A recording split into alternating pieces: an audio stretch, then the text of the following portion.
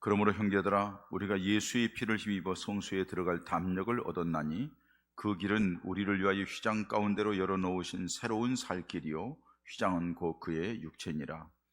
또 하나님의 집 다스리는 큰 제사장이 계심에 우리가 마음의 뿌림을 받아 악한 양심으로부터 벗어나고 몸은 맑은 물로 씻음을 받았으니 참 마음과 온전한 믿음으로 하나님께 나아가자.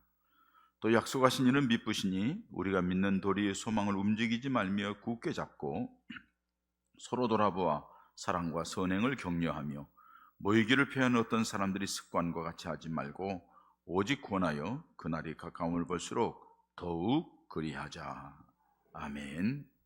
여러분들이 기도해 주시고 사랑해 주셔서 한 주간 동안 캄보디아라는 나라에 가서, 불교의 나라죠, 가서 기본이 불교인데 군부대, 특별히 장성들, 수도경비, 수도방위사령부죠, 3스타, 2스타 이렇게 있고 대부분 영광급 장교들이 있는 곳에서 100여 명 모였는 자리에서 찬양으로 목사 합창단이 찬양을 하고, 또 제가 리더십에 대한 강의를 하고 복음을 전할 수 있는 기회, 저 강의하고 마지막에 복음을 딱 전했어요. 그 모든 리더십의 근원은 예수님이다 하면서. 그래서 또 사령관하고 개인적으로 또 이렇게 면담하는 시간이 있어서 임원들하고 만나면서 거기에서 제가 사령관에게 복음을 전하고, 국가가 강력해지는 길은 우리나라도 정군 신자화해서 나라가 강력한 나라가 되었다면서 얘기를 한 기회가 있었습니다. 그러니까 날씨가 굉장히 무더웠고요. 물론 스콜에서 낮에 태풍처럼 비가 쏟아지기도 잠깐 합니다만은 36도, 7도, 체감 온도는 41도, 2도 이렇게 되더라고요. 굉장히 은혜스러운, 그때 어느 때보다도 은혜스러운 시간을 가졌음을 여러분들에게 말씀을 드리면서 감사의 말씀을 대신합니다. 우리가 이렇게 하는 이유가 뭘까요? 복음을 전하고 여러분들이 예수를 믿고 이 자리에 와서 함께 예배드리고 하는데, 여기는 우리가 두 가지 의미가 있습니다. 첫째는 우리 목적입니다. 예수를 믿는 목적, 또 신앙생활하는 목적, 공동의 목적이 있는데 그 첫 번째 목적인 하나님께 영광 돌리는 겁니다. 그러니까 먹든지 마시든지 무엇을 하든지 하나님의 영광을 위하여 하라. 하나님께 영광 돌리는 가장 1번이 뭐냐? 예수님을 믿는 거죠. 예수님을 잘 믿는 거예요. 하나님께 영광 돌리고, 그 예수님을 믿는 것은 뭐냐? 그걸 좀 여러분께 말씀드리려고요. 그리고 우리 모든 믿음의 사람들의 공동의 목적지가 있습니다. 함께 가야 될 목적지, 그것이 바로 천국입니다.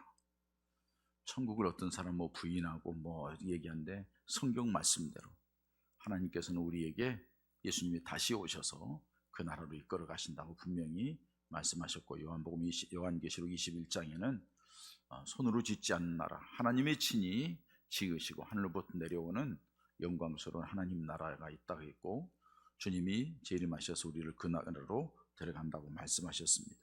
그렇기 때문에 우리는 이 땅에 사는 동안 나그네요 길손입니다. 나그네요 길손으로 사는 동안에 우리가 어떻게 살아야 되고 어디에 목적을 두고 살아야 될 것인가 하는 것은 매우 중요한 일입니다. 왜요? 우리들이 영원한 생명이 달려있기 때문에 그렇습니다. 예수를 믿으면 천국 간다고, 맞습니다. 그런데 예수를 믿는다고 다 천국 가는 것은 아니라고 성경에 또 말씀합니다. 나더러 주여 주여 한다고 해서 다 천국 가는 것이 아니라, 주님이 다 잔치성이 불러왔는데 예복 입지 않은 사람을 뽑아서 내보내는 모습을 봅니다. 신실하게 사역을 감당하지 못하는 한 달란트 정도, 열심히 나름대로 일했다고 얘기하지만은 자기중심적으로 얘기했던 염소무리들 가운데 있는 사람들도 다 주님이 비춰가는 그런 모습을 우리는 성경에서 볼 수가 있습니다. 그렇다면 천국을 가는 성도들에게 어떻게 해야 될까요? 어떤 삶을 살아야 될까요? 그게 오늘 본문 말씀 우리에게 말씀해 주고 있습니다. 가장 중요한 1번은 구원받는 길, 하나님의 영광을 위한 길, 천국에 들어가기 위해서 첫 번째로 우리가 가져야 될 신앙의 자세가 예수님이 그 길을 열어놓으셨다는 사실입니다. 그러니까 성경에도 말씀하죠. 내가 곧 길이요 진리요 생명이 나로 말미암지 않고는 아버지께로 갈 자가 없느니라. 천하 인간의 구원받은 많은 이름을 우리에게 주신 적이 없다고. 오직 예수님만을 통하여서 천국 가는 길이 열려져 있고, 예수님만을 통하여서 구원받은 하나님의 백성이 되게 하셨다는 사실입니다. 믿으시죠? 그 믿음 때문에 우리는 이 자리에 있습니다. 하나님이 지구상에 최초로 만든 천국이 있죠. 그게 에덴 동산이죠. 그건 죄도 없고 사망도 없고 고통도 없는 그야말로 파라다이스죠. 에덴 동산에서 우리 하나님과 아담과 하와가 교제하면서 생육하고 번성하게 땅에 충만한 그런 모습으로 살아야 됐습니다. 그런데 이 사람의 연약성이 사단의 말에 귀를 기울인 거죠. 사단의 말에 귀를 기울여서 하나님의 말씀보다도 사단의 말에 귀를 기울인 바람에 하나님의 말씀을 어기게 됐죠. 그리고 그 자리에 쫓겨나죠. 그리고 하나님 앞에 범죄한 그들의 특징이 뭐예요? 하나님을 피하는 거죠. 하나님 앞에 나오지를 못하는 거죠. 하나님 만나는 걸 두려워하는 거예요. 그 잠재의식이 아담과 하와의 피 흘림 속에서 흘러내리는 유전적인 이 범죄가, 유전적인 원죄가 우리에게 있어서 사람들이 대부분이 하나님 앞에 나온 걸 부담스러워합니다. 하나님 앞에 나오는 것을 두려워합니다. 전도하면은 나 같은 사람이 어떻게 예수 믿느냐. 그래야 예수 믿는 건데, 그렇기 때문에 예수 믿는 건데, 죄인이기 때문에 예수 믿는 건데, 그렇게 얘기하면서 핑계를 대는 그런 모습을 봅니다. 하나님께서 사람을 구원하시기 위하여서 한 가지 눈에 보이는 걸 만들었는데 성막을 만들었죠. 그리고 그 성소에서 하나님 앞에 제사를 드리게 했죠. 물론 하나님을 그 자리에서 만남을 갖지만은 그거는 성도들 개인이 만날 수가 없는 거죠. 성도들이 자기 자신의 죄와 허물을 용서받기 위해서 양이나 염소나 비둘기를 준비해 가지고 가면은 그걸 잡아 가지고 드리면은 레위인이 각을 뜨고 제사장들이 그걸 갖다가 올려서 태워 드리면서 하나님 앞에 사죄의 은혜를 입게 하고 간접적으로 제사장들을 통하여서 그들이 죄가 용서를 받는 그런 역할을 했고, 하나님의 임재의 모습을 간접적으로 느끼게 되는, 물론 가시적으로지만 먼발치에서 바라보게 되는 그런 모습들을 성경에서 말하고 있습니다. 자, 이렇게 해서는 안 되겠다. 그게 점점점 흐려지고 약해지니까 하나님이 모든 죄악된 인류를 구원하기 위해서 특단의 조치를 했죠. 직접 하나님과의 관계 속에 나아갈 수 있도록 만들기 위하여서 하나님의 예수님이 사람의 몸을 입고 이 땅에 오셨죠. 그리고서 이 땅에 사시는 동안에 사람들을 만나시고 사람들에게 여러 가지 치유와 회복의 은혜를 베풀어 주시고, 무엇보다도 예수님이 천국 복음을 전파하시고, 그리고 그 천국에 가는 길을 여러 가지로 알려주시면서 그 기본이 예수님을 믿는 믿음이 있어야 된다 하는 것을 말씀하고 가르쳐 주셨습니다. 그리고 그 예수님께서 모든 인류의 죄를 짊어지시고 십자가에 죽으셨습니다.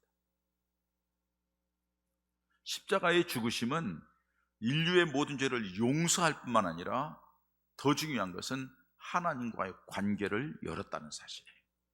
하나님과 만날 수 있는, 직접 만날 수 있는, 교제할 수 있는 관계를 열었다고 말씀하고 있습니다.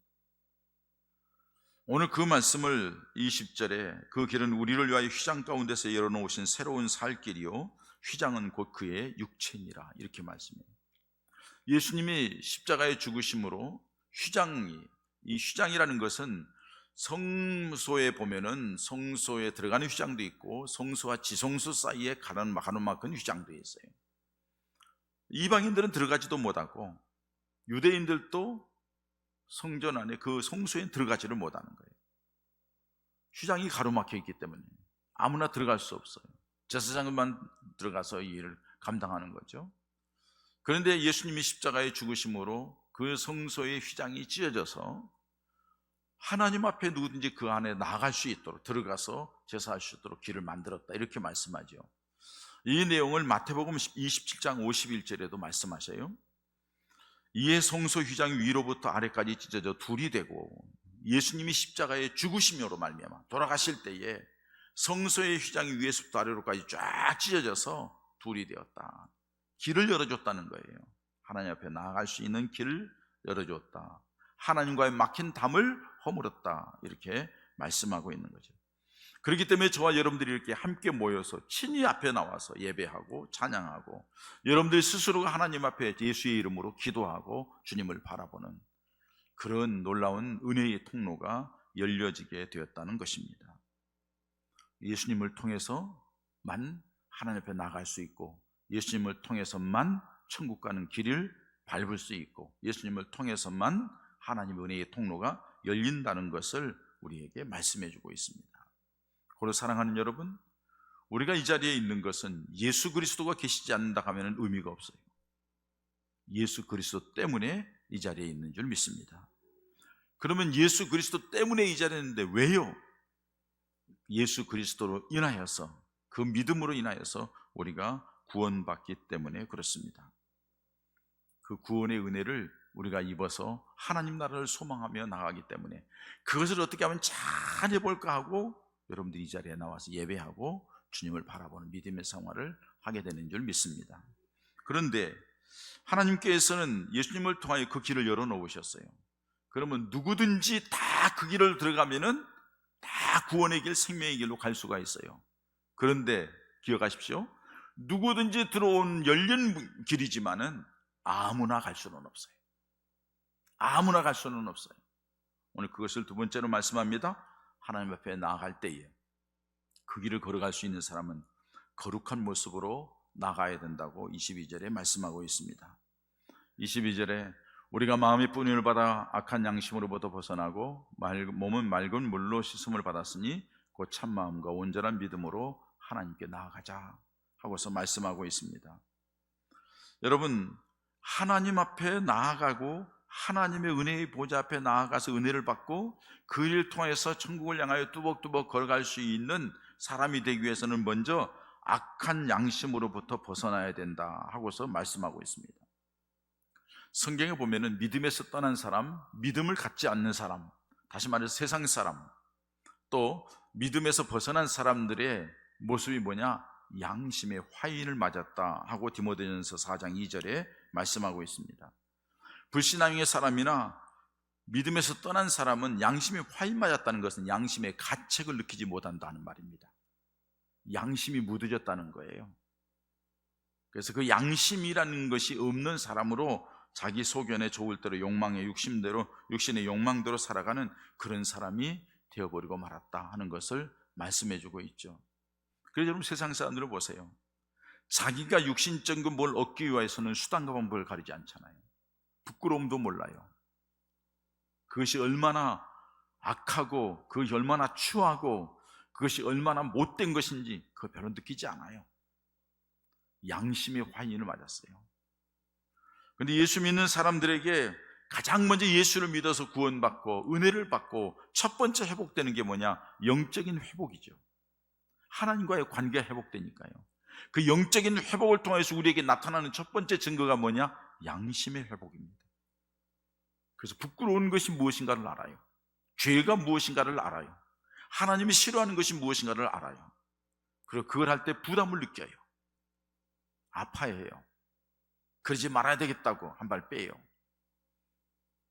그런데요, 안타까운 것은 그렇게 살아가면서 어느 순간에, 결정적인 순간에 자기에게 이거는 도대체 양보할 수 없고 이거는 안 되겠어, 이거는 꼭 쥐어야 되겠어 하면서 자기 양심을 밟아요.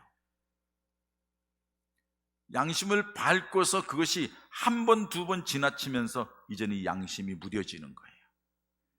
다시 말해서 양심이 묻어진다는 것은 영성이 묻어진다는 거예요. 영적인 예민함이 없어지는 거예요.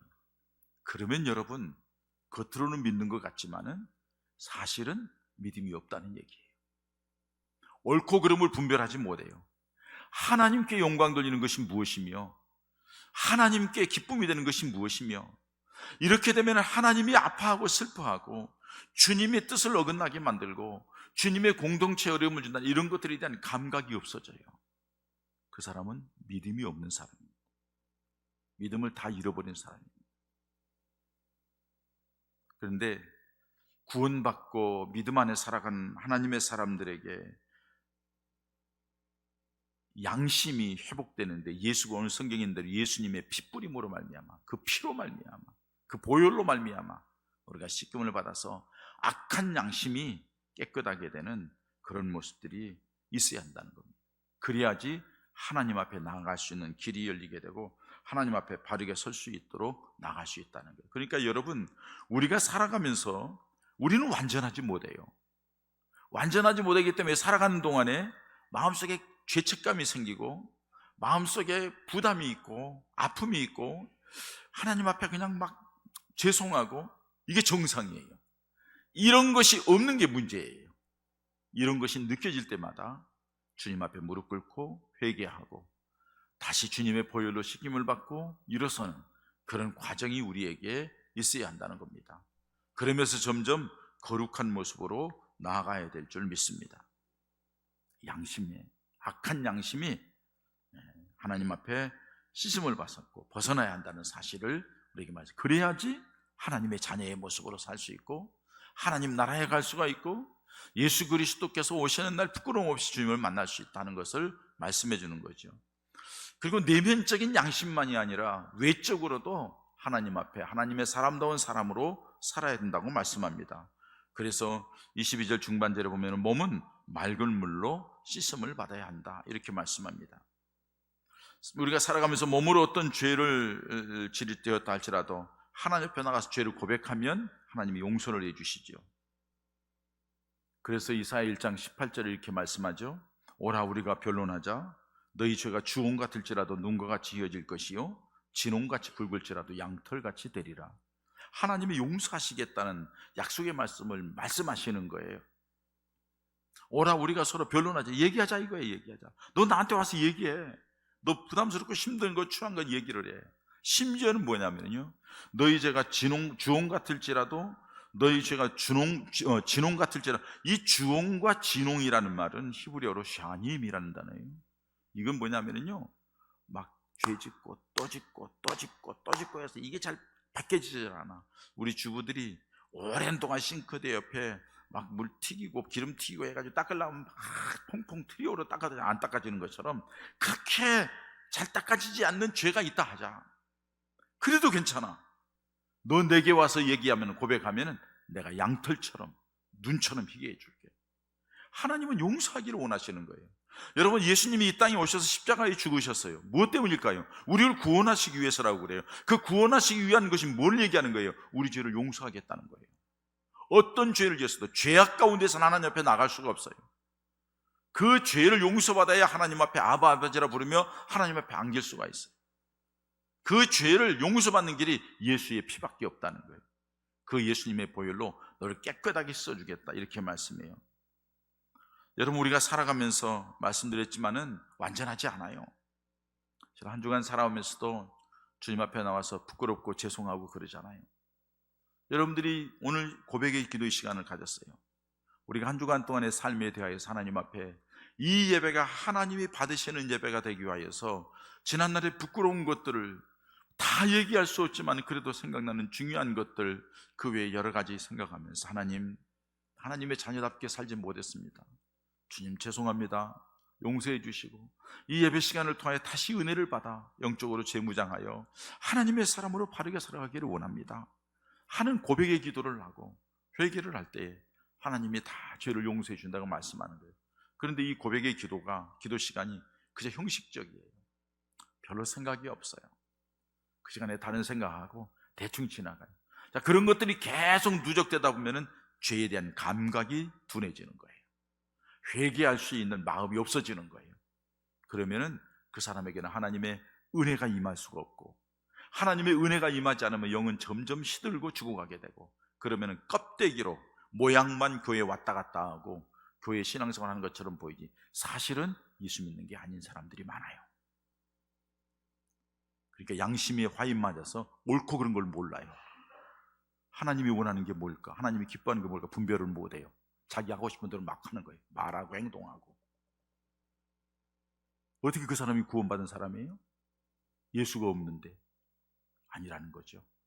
그래서 우리들이 삶 가운데 일어나는 몸으로 지은 것에 대해서도 하나님 앞에 회개하고 용서를 구하는 그런 모습이 있어야 돼요. 예수를 맞을 준비를 하는 구원받은 백성들은 내면의 양심뿐만 아니라 외적인 모습도 갖춰야 된다는 거예요. 마태복음 보면 예수님께서 잔치를 벌려놓고 사람들을 불러오라. 안 와요. 택함 받은 사람들이. 그러니까 길거리에 나가서 다 불러오라. 다 불러왔어요. 오락할 때 다 오기는 왔지만 이 잔치성이잖아요. 주인 앞에 나올 때는 예복을, 기본적인 예복을 갖춰야 하는데 예복을 안 입었어요. 뽑아가지고 내보내 쫓아내라는 거예요. 있을 자격이 없다는 거예요. 예복은 여러분 어떻게 보면 겉모습이기도 합니다. 하나님의 사람으로서 하나님의 자녀로서의 모습, 삶의 모습이 아직 안 됐다는, 맞을 준비를 하고 있지 않아요. 은혜 받을 준비를 하지 않는다는 거예요. 내보내라고, 자격이 없다고 말씀하는 거죠. 또 한 가지는, 세 번째는 참마음과 온전한 믿음으로 하나님께 나아가야 한다, 이렇게 말씀합니다. 여러분, 하나님의 선택과 하나님의 은혜로 구원받은 것은 전적인 값없이 주신 은혜입니다. 다시 말해서 우리가 예수를 믿는 것은 우리가 선택하거나 우리가 잘나거나 똑똑하거나 내가 뭐 이렇게 하고 싶어서 뭐 이렇게 선택한 게 아니라, 예수를 믿어 구원받은 하나님의 자녀가 되었다는 것은, 한번 물어볼게요. 여러분 예수를 믿습니까? 대답이 시원찮아요. 너무 말 같지도 않은 걸 물어. 아니요 여러분, 이건 말 같지도 않은 게 아니라 가장 중요한 거예요. 여러분 예수 믿습니까? 그럼 여러분 구원 받았습니까? 할렐루야. 예수를 믿으면 구원받았다고 그래요. 그런데 그 예수를 믿는 믿음은 여러분들이 선택한 게 아니라는 거예요. 에베소 2장 10절, 8절부터 10절 말씀 가운데 쭉 말씀 보면 그래요. 너희가 그 은혜로 말미암아 구원을 얻었나니 이는 너희의 행위에서 난 것이 아니라 하나님의 선물이라, 이렇게 말씀해요. 왜냐하면 이 구원받는 예수를 믿는 믿음이라는 것은 세상에 하나밖에 없는 거예요. 이 하나밖에 없는 가치를 사람들이 잘 몰라요. 그 가치를 알게 해주는 것이 하나님의 은혜라는 거예요.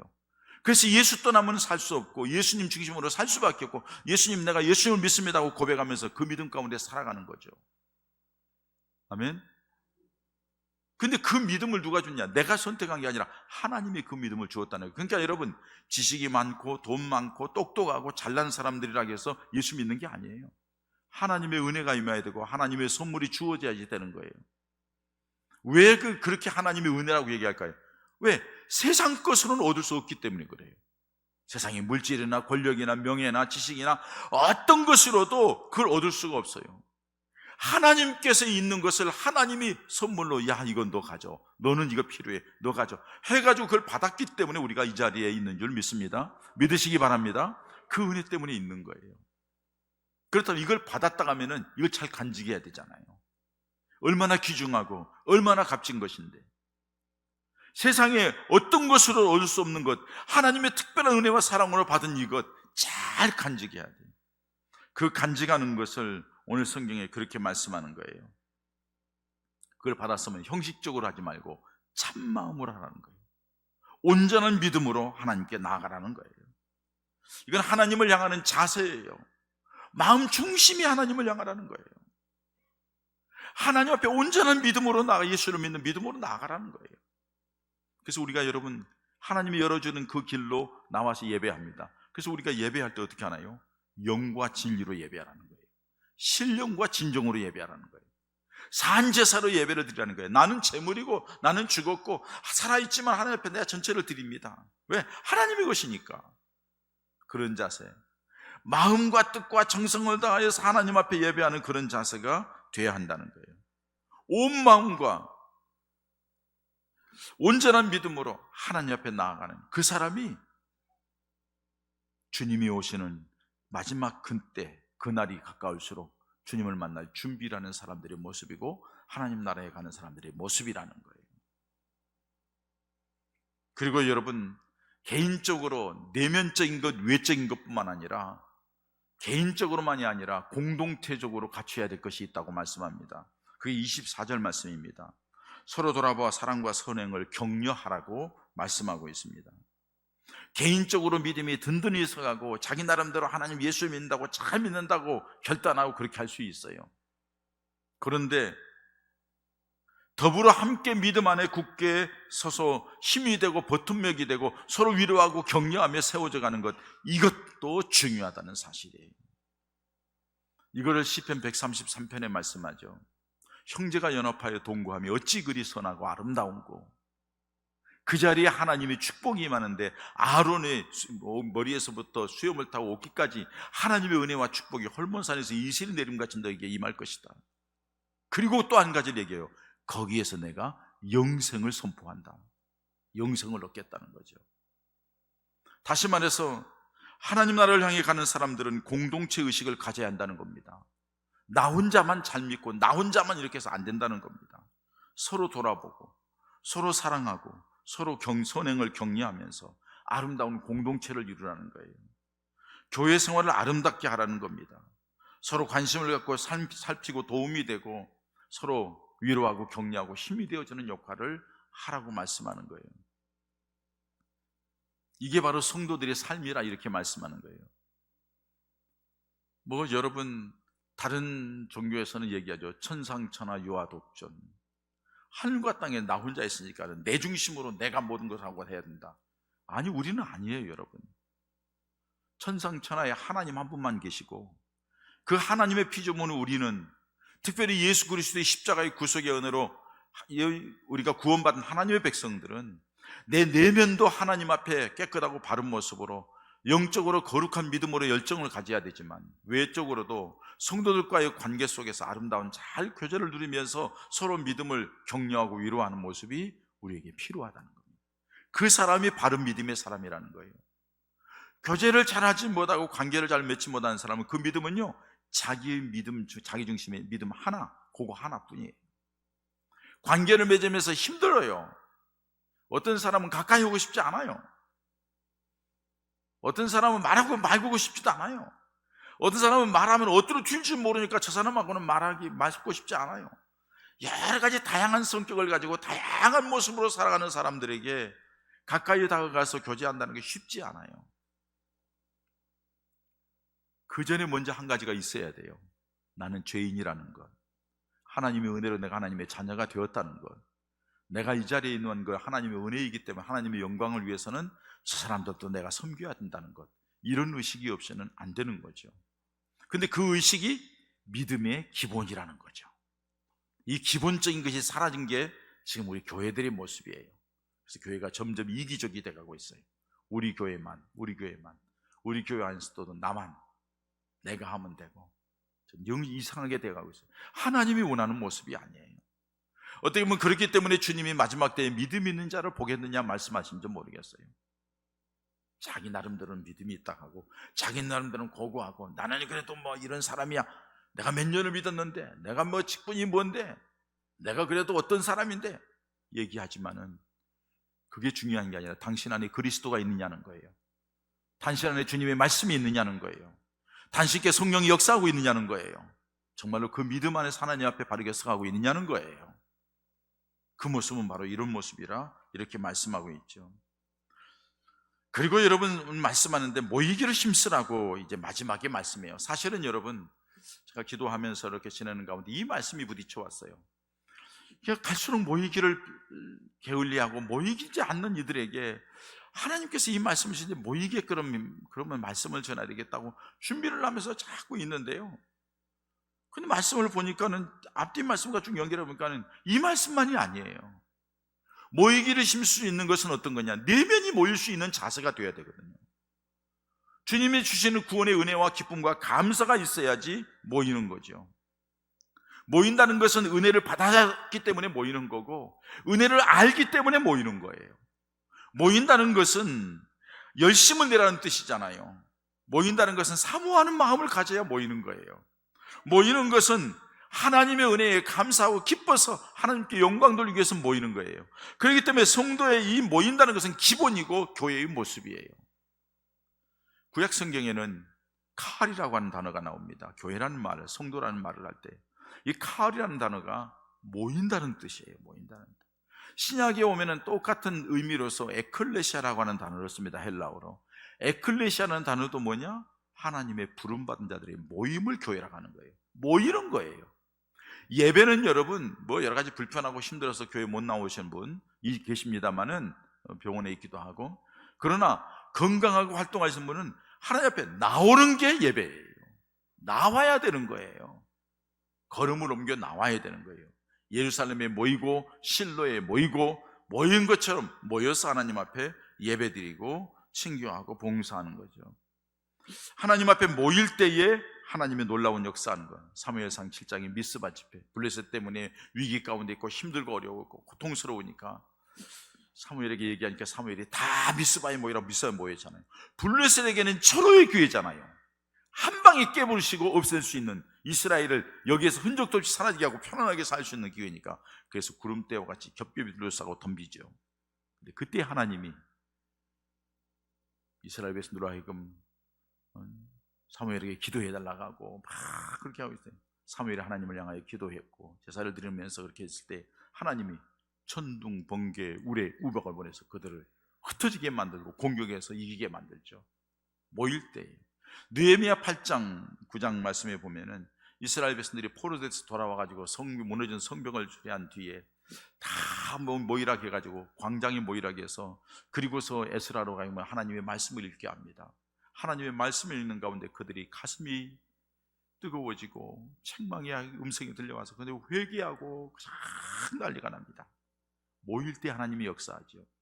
사도행전 1장에도 예수님이 승천하신 뒤에 제자들이 뿔뿔이 흩어질 수밖에 없는데 그 떠나지 말고 하나님의 약속을 기다리라 하는 거 120명이 모여서 간 얘기하죠. 우리 교회에 여기 4분의 1 정도밖에 되지 않은 그런 공간이에요. 거기서 120명이 모여서 열심히 약속을 기다렸더니 성령이 임하고, 성령이 임하여서 거기에서부터 기적의 역사가 나타나는 거죠. 변화의 역사가 나타나는 거죠.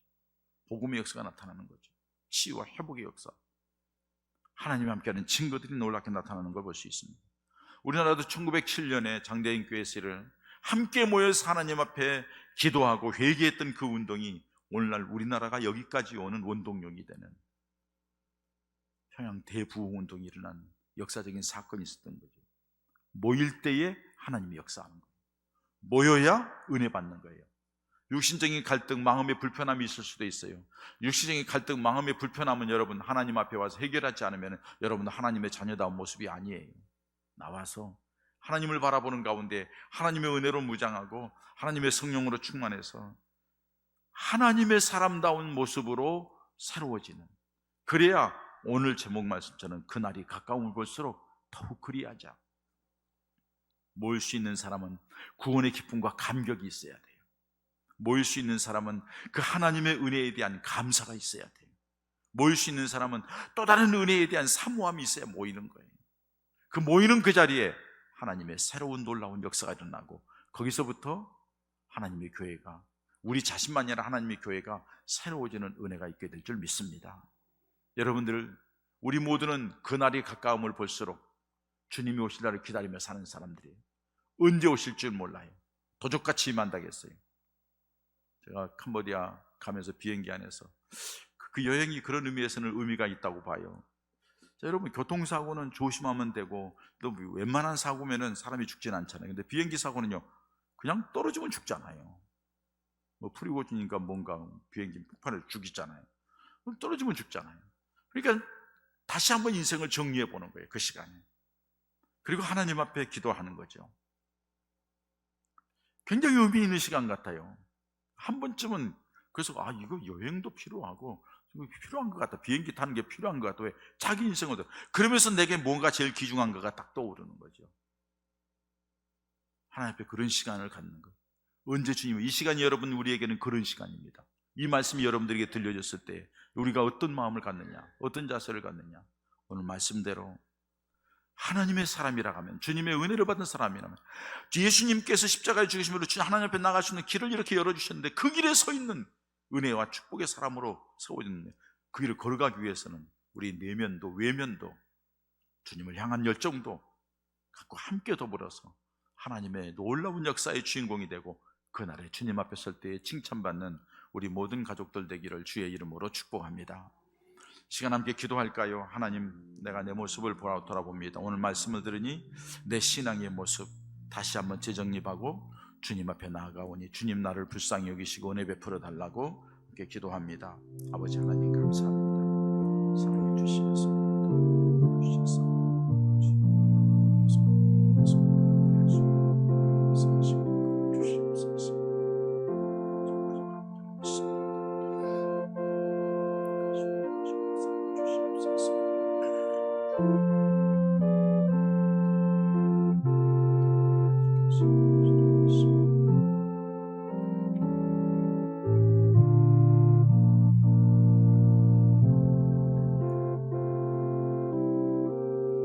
아버지 하나님, 감사합니다.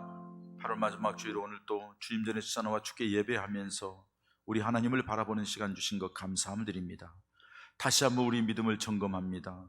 우리 주님께서 우리를 위하여 이 땅에 오셔서 십자가에 죽으심으로 그 예수를 믿는 믿음 우리에게 주셔서 하나님과 우리 사이에 갈라진 것, 막혀있던 담을 허시고 처있던 휘장을 갈라지게 하시면서 길을 열어주셨는데, 이제 주님 안에서 아버지 안에 우리 양심을 주의 보혈로 깨끗게 하시고 하나님의 뜻 앞에 순종하게 하시고 우리 외모적인 삶도 거룩하게 하시고 또 하나님 앞에 함께 더불어 모이기를 힘쓰면서 믿음 생활에 나아가 주님이 언제 오시든지 그 주님을 만날 수 있는 우리 믿음의 모습이 될 수 있도록 또박또박 주님을 향하여 나아가는, 모이기를 힘쓰는 우리 사랑하는 예봉가족들 되고, 모일 때마다 하나님의 은혜와 응답과 역사가 함께 하시는 귀한 성도들 교회가 되게 하여 주시옵소서. 예수님의 이름으로 기도합니다. 아멘.